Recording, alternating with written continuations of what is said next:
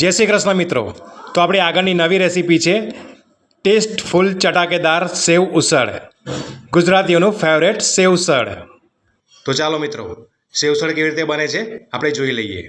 તો સૌપ્રથમ આપણે એક વાડકી વટાણા લીધા હતા, સૂકા વટાણા. તેને આપણે પાણીમાં 5-6 કલાક પલાળી રાખ્યા હતા. ત્યારબાદ તેને કુકરમાં નાખીને 3-4 સીટી મારીને બાફી નાખ્યા હતા. હવે આગળની બીજી બધી સામગ્રી જોઈ લઈએ. આપણે 2 ડુંગળી સમારેલી લીધી છે, લસણ મરચાંની પેસ્ટ લીધી છે, ટામેટું સમારેલું લીધું છે. ત્યારબાદ આપણે 1 ચમચી ગરમ મસાલો લીધો છે, લાલ મરચું, હળદર, મીઠું, ગરમ મસાલો અને સાથે છે લવિંગ, તજપત્તા અને સરસ મજાનો લીલો લીમડો અને 1 ચમચી રાઈ અને સાથે 1 લીંબુ. તો ચાલો મિત્રો, ટેસ્ટફુલ ગુજરાતીઓને સૌથી વધારે ભાવતું સેવ ઉસળ કેવી રીતે બનાવવાનું હોય છે તેની આપણે રીત જોઈએ. સૌ પ્રથમ આપણે એક કઢાઈ લઈશું, તેમાં 4-5 ચમચી તેલ નાખીશું અને તેને ગરમ થવા દઈશું. હવે તેમાં આપણે 1 ચમચી રાઈ નાખીશું અને રાઈને તતડવા દઈશું. હવે તેમાં આપણે લવિંગ, તજ અને પત્તા નાખી દઈશું. ત્યારબાદ તેમાં લીમડો અને લસણ મરચાંની પેસ્ટ નાખી દઈશું.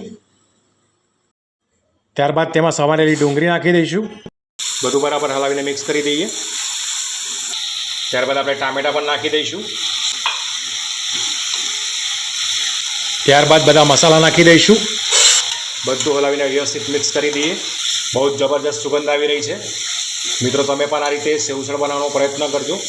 ને મિત્રો, તમને અમારી બનાવેલી રસોઈ જો ગમતી હોય તો મારી ચેનલને લાઇક કરજો, શેર કરજો, સબસ્ક્રાઈબ કરજો અને કમેન્ટ પણ કરજો. તેલમાં નાખેલી બધી જ વસ્તુઓને વ્યવસ્થિત ધીમા તાપે બફાવા દેવાની હોય છે. હવે તેમાં આપણે બાફેલા વટાણા નાખી દઈએ અને તેને હલાવીને બરાબર મિક્સ કરી દઈએ.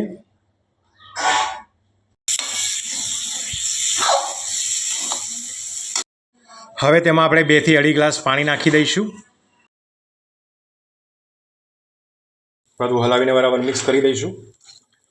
તો મિત્રો, તમે જોયું ને કેટલું સરળ અને કેટલું સહેલું છે સેવ ઉસળ બનાવવું. હવે આમાં આપણે 1 ચમચી લીંબુ રસ નાખી દઈશું, જેથી સેવ ઉસળ ચટપટું લાગે, અને તેને 10-1 મિનિટ ઉકળવા દઈશું.